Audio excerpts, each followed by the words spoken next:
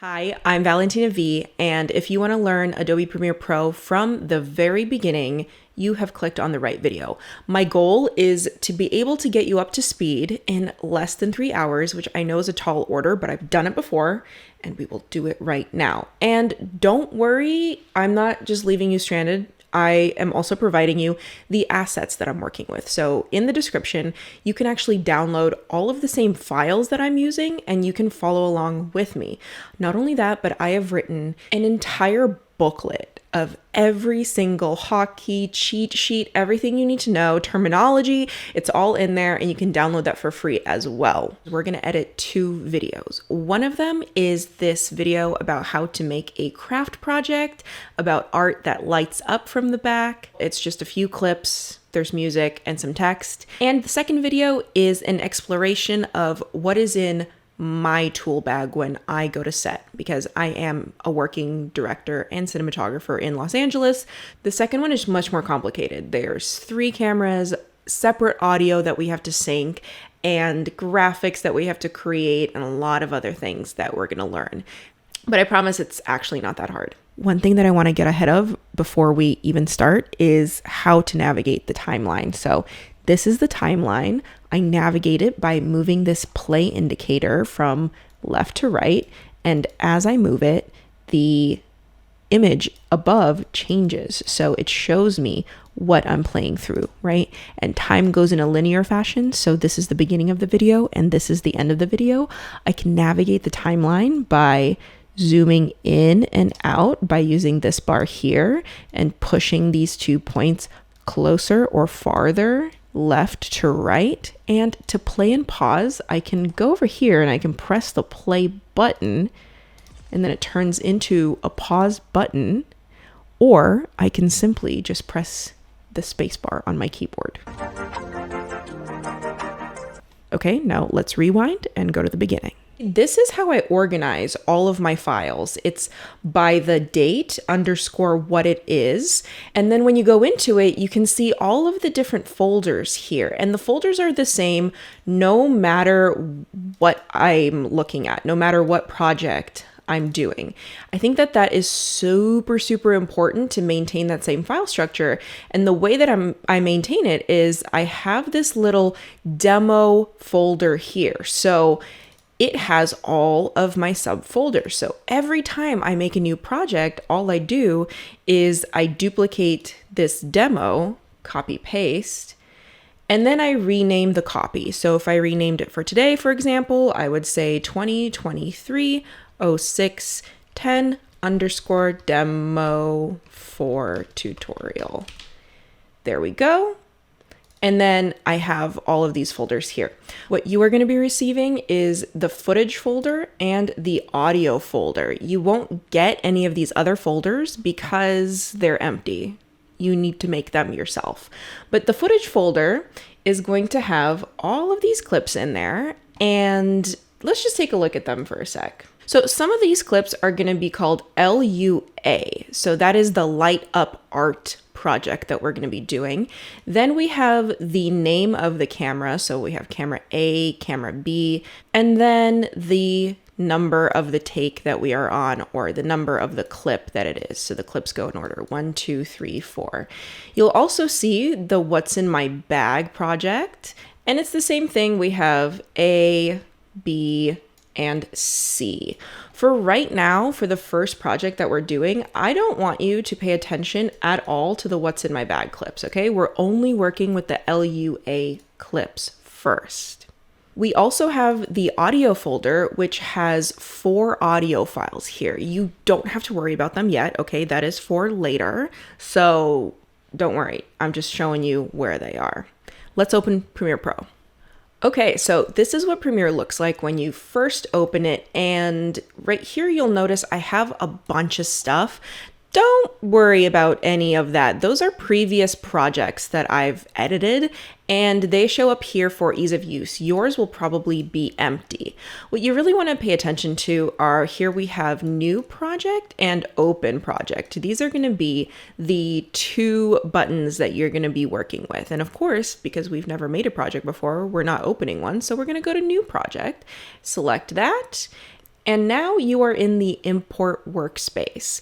You can see it's actually kind of showing the clips from the latest project that you worked on or edited. It's not showing the clips from the project that you're about to be working on or about to be editing.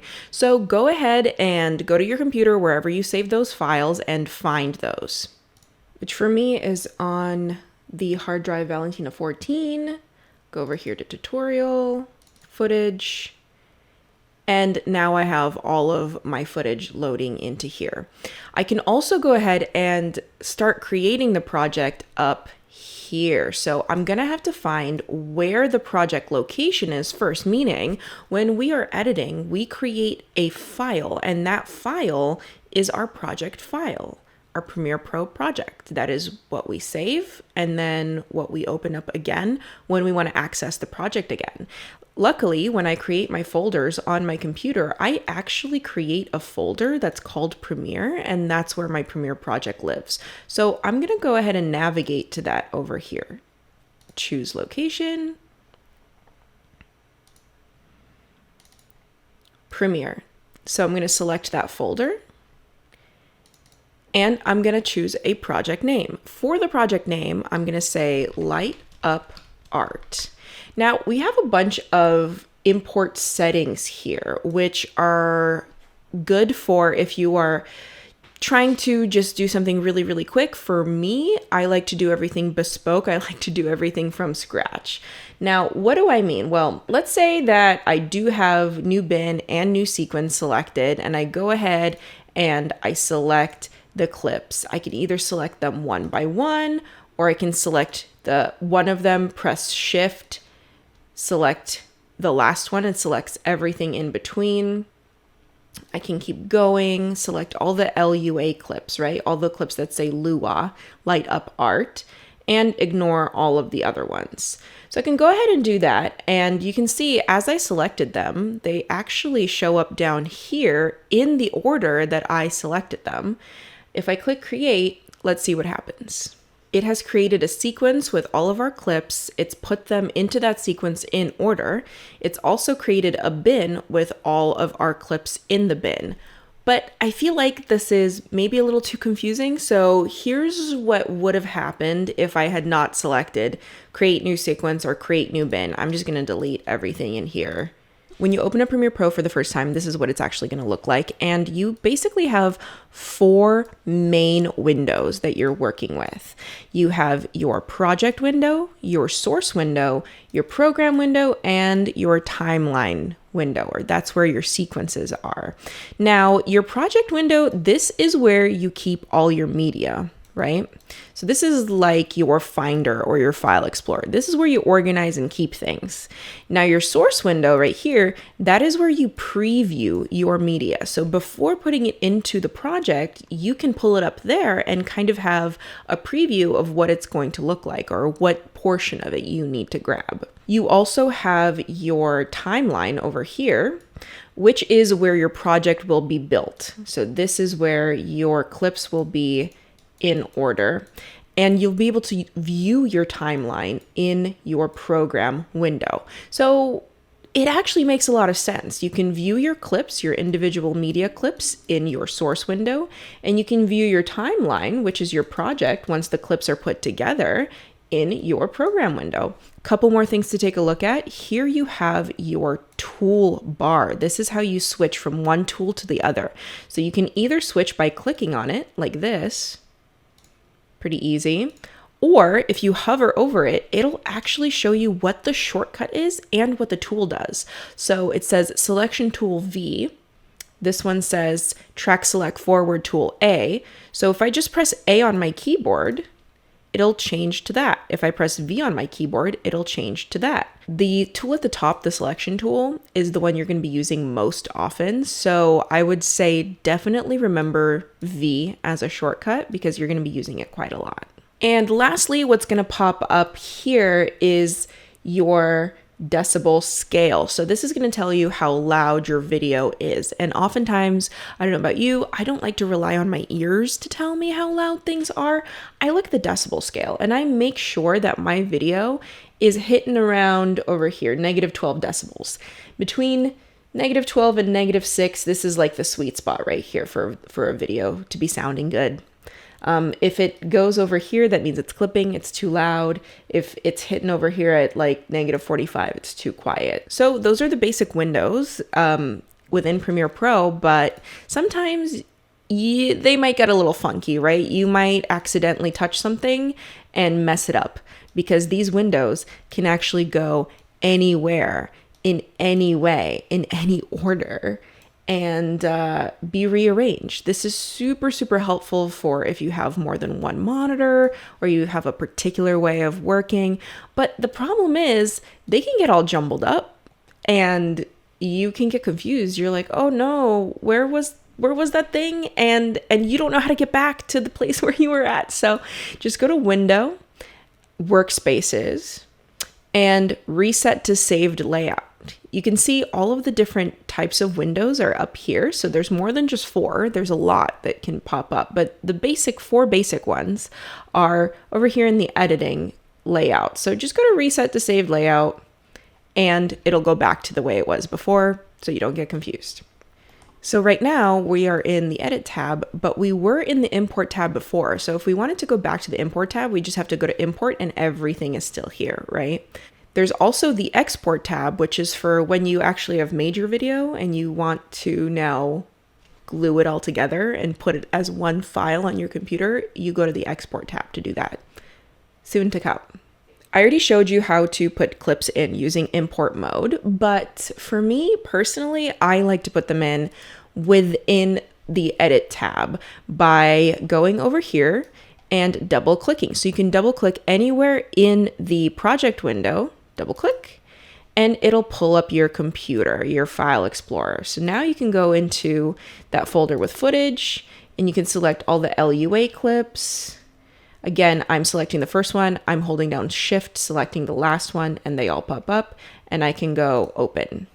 And here they all are. Right now, I am in List View. You can see down here, List View. And List View is super helpful because List View tells you things about your video that you might need to know, like the frame rate, the duration, etc. There's even more over here on the right side that you may not see unless you go on this little scroll bar down here. But you might want to see the thumbnails too. So if you want to see the thumbnails, you can go over here to icon view instead. And now it populates with all of the thumbnails from the video, but you can see that they're in a weird order. If you want to order them by the way that you shot them, presumably they're all numerical. So go down here to this menu and you can sort the icons by name. So now they're all in a row. Another thing you can do if you want to make this window bigger and see more of them is you can just hover between windows and increase the size. You can also go down here and increase the size of the thumbnails themselves. If you want to preview what's within a thumbnail, all you have to do is hover over it, right to left. This is called hover scrubbing. And you can scrub through the clip very quickly to kind of get an idea of what's inside there. If we go back to List View, let's arrange this a little bit. First, let's see all of the details about each clip on the screen at the same time. So if I press the tilde key, which is on the top left of your keyboard, it's that squiggly line. I select this window, I press the tilde key, and it goes full screen. So I can see a little bit more information across my entire screen. And what I want to do, what I want to know, of course, the frame rate I think is very important because it actually switches. You can see here, some clips are 23.976, some clips are 59.94, so it's helpful to know which clips are which. I also would like the video info. That is also very useful to me. So I'll literally just take the video info column and drag it over. And maybe the video duration as well. So now the first 3 columns are frame rate, video info, and video duration. And I'll go ahead and press tilde again to minimize that. Frame rate is essentially how many photos per second does the video display? Here's an example. So let's go to the first one over here.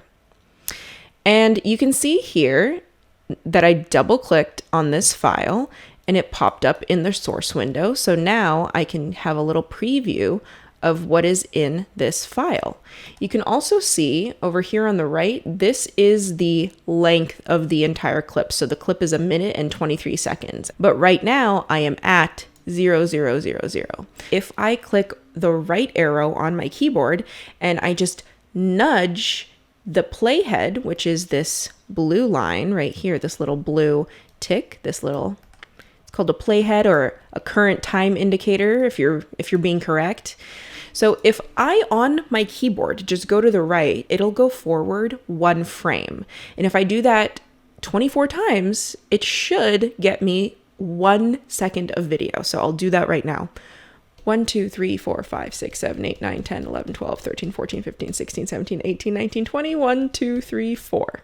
There we go. 1 second. So basically in this video, it's displaying 24 frames during 1 second, but you can see later here, we have some 60 frame per second clips. So if I pull one of those up and I do it 24 times, it will not get to 1 second. Let's try it. 1, 2, 3, 4, 5, 6, 7, 8, 9, 10, 11, 12, 13, 14, 15, 16, 17, 18, 19, 20. 1, 2, 3, 4. 5, 6, 7, 8, 9, 10, 11, 12, 13, 14, 15, 16, 17, 18, 19, 40. 1, 2, 3, 4, 5, 6, 7, 8, 9, 10, 11, 12, 13, 14, 15, 16, 17, 18, 19, 60, right? So it takes 60 photos to get to 1 second of footage. All of these that are 59.94, by the way, let's just say 60, right? To make it easy, 60 frames per second. All of them are B-roll clips, meaning they are additional footage. They are not part of the primary bulk of the video. You can see they're clips of the art on the wall. So let's give them a color. Let's make them a different color so that later we can differentiate them a little bit. So I'm going to select the first one, shift, select the last one, that selects all of them. I could either do that or I can draw a box around them too by just holding down my mouse and drawing a box. And over here where the colors are, I can right click, go to label, and give it a label like, I don't know, let's do magenta. Okay, so now we know all the magenta clips are 59.94. Now let's go to all of the clips labeled A over here. So that's A camera. And let's also change that label color. Let's do mango. Okay, great. So now we have 3 different colors. We have A, we have B, and then we have our also A cam, but these are our 60 frames per second clips. When I go into icon view, I won't be able to see the colors, but I will be actually able to see the icons. So that is also super helpful to me. As you can see, all the clips are actually in one giant void right now. There's no organization to them besides that we've given them some colors. So let's start making folders and start organizing our footage over here. And folders in Premiere Pro are called bins. So don't get that confused. It's just bins. We can go down here to new bin icon, and there's a bin. Let's call it O1 footage. Now, why did I put an O1 in there? Well, because sometimes you have more than one bin, right? We'll do another bin called O2 audio. And we'll do another bin called O3 sequences. And maybe a fourth one, O4 graphics. O5 music. And if I only wrote the names of these bins and I didn't put numbers in front of them, when I arranged them alphabetically, they would be all willy-nilly, right? Audio would be first. But because I did it this way, this kind of lets me control the order of things. So I'll go ahead and in this footage bin, I'll go ahead and select all the actual footage and I'll put it into the footage bin. To create a new sequence, I could go up here to File, New, Sequence.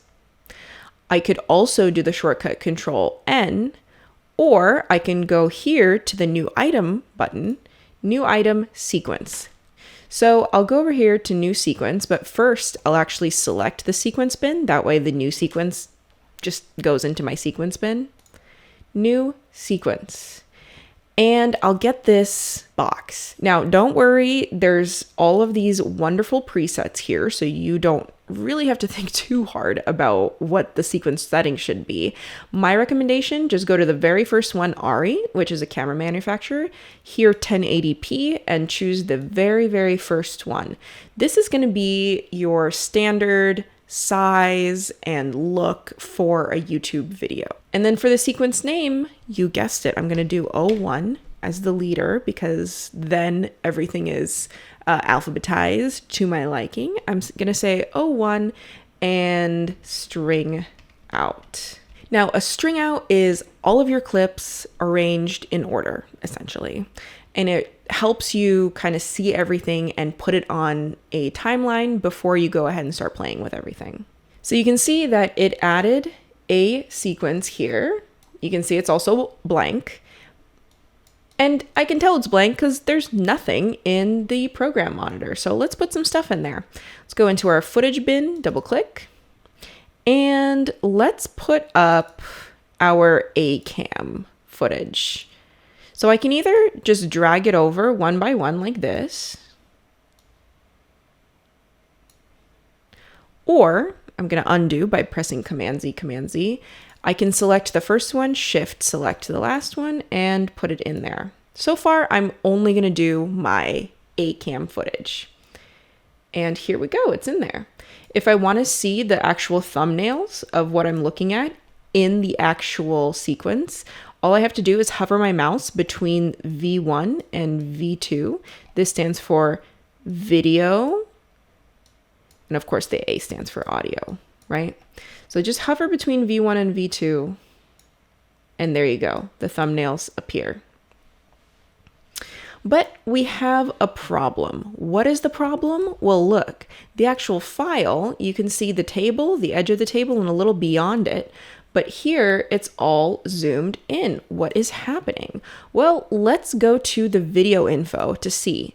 Here in video info, it's going to tell us the dimensions of each of our clips. And the dimensions are 4K.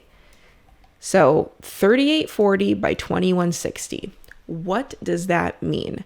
Well, it literally means the amount of pixels across the top of the video and along the side of the video. So every piece of video footage, in fact, every photo or anything that is made out of dots of color called pixels has dimensions.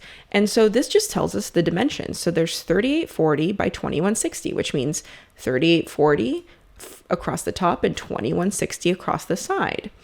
But what about this sequence? Well, if we go to sequence settings, we can actually see what the frame size of the sequence is. And it's 1920 by 1080. So the sequence is a lot smaller than the clip that we put into it. How much smaller? Well, it's 4 times smaller. So if you think about it in terms of surface area, 4 1080 windows can fit into one 4K window. So if we're going to make sure that this is the same size as our sequence, we got to change the size. We got to scale it down a little bit. Let's go into Effect Controls, which is a tab up here. Now, don't worry, the source is still up there. So let's go to Effect Controls. Let's select our clip here. And over here in the very first batch of controls are the motion controls. And you can see here at scale, it says 100. If we hover over that number 100 and we drag it to the right, it scales in. If we drag it to the left, it scales down. Now, instead of trying to guess, okay, how much do I need for it to scale properly?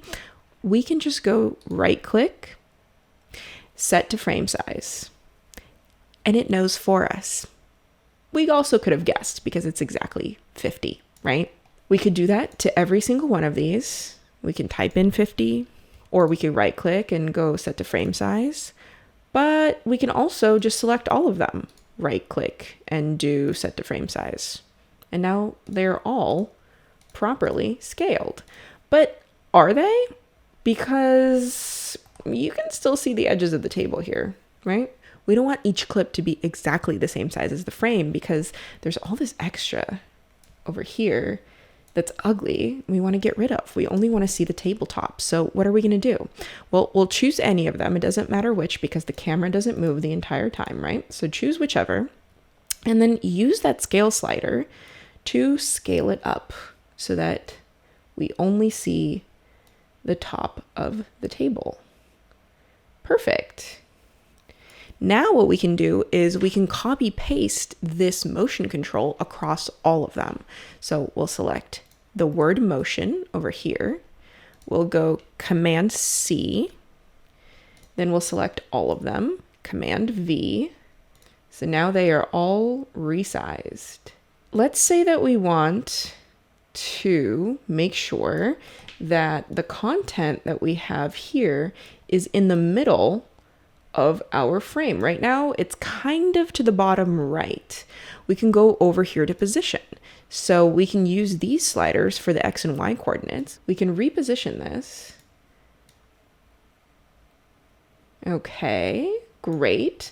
But it is a little bit skewed. It's kind of skewing to the left a little bit. So we can go over here to rotation, rotate it ever so slightly, maybe 2 degrees. That looks perfect. Okay, cool.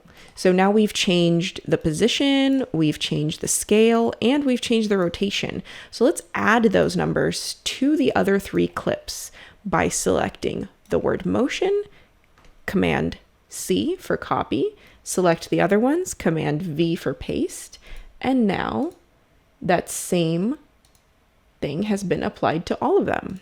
Now you notice that when we dragged these 4 clips over here, they came with audio, right? And if you select each of these clips, what happens is that the audio gets selected too.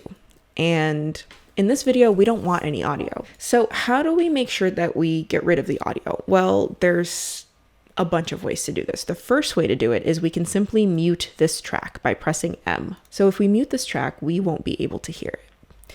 We can also unlink the audio. Right now, you can see this little V in brackets. That means that the video and the audio are linked. But if we right click and go to unlink, now they're separate and they are not linked. You can do that to all of them, by the way, by drawing a box, selecting them. You can also select all of them by going Command A, select all. Right click, unlink. So now they're all unlinked. You can also do it with a shortcut. So Command L will unlink them for you instead of right clicking and going to unlink. You can also hold down Option or Alt and draw a box and select only the audio and delete it. Another way to unlink without physically going to unlink is just deselect link selection over here, and then nothing that's linked will be linked. But it'll still be there so that it can be linked again. But you can deselect link selection and delete, and then select that again. So lots of different ways to get rid of the audio. The point is that now we just have the video clips to work with and not the audio. You can see here that the video right now is 20 minutes long because we put all our clips, but we haven't cut any of them yet. So the actual length of the footage is 20 minutes long. And where the current time indicator is written right here. So if we move the time indicator across, these numbers change. We can also move the time indicator over here in the program monitor. So if we move this left to right, you can see the line at the bottom also moves. Now, if your computer is struggling with these files, you can also change your resolution that you're playing this back at. So over here, this is right now playing at 1/4 resolution. This doesn't mean that in the end your video will look like it's at 1/4 resolution. This is just for you when you're editing to be able to lighten the load on your computer a little bit. So if you're using those 4K files, maybe you're on a really old laptop, I would highly recommend viewing it at a quarter resolution. I'm going to move it actually back up to full so that you can see it a little bit better. Let's say that we don't actually want to disturb this string out at all. We don't want to do any cuts right here. Maybe we want to preserve this because, I don't know, it has some data in it. We changed some motion control, so maybe we want to preserve this. Let's duplicate the sequence and work on the duplicate instead. This is a way to kind of save your work as you go and edit non-destructively. So the first thing I'm going to do, I know that this tab, this string out, this sequence, I know where it is, right? I know it's over here in the project in the bin called sequences, but let's say I didn't know that. Let's say I had like a million sequences. I didn't know where to find it. So I would just right click and go to reveal sequence in project. It would show me exactly where that sequence is. Now I want to duplicate it. So I right click, go to duplicate. So now I have a second one. Let's name it O2 selects. Double click and it opens it up right here, the duplicate. So both of these are exactly the same, but I'm going to work on the second one.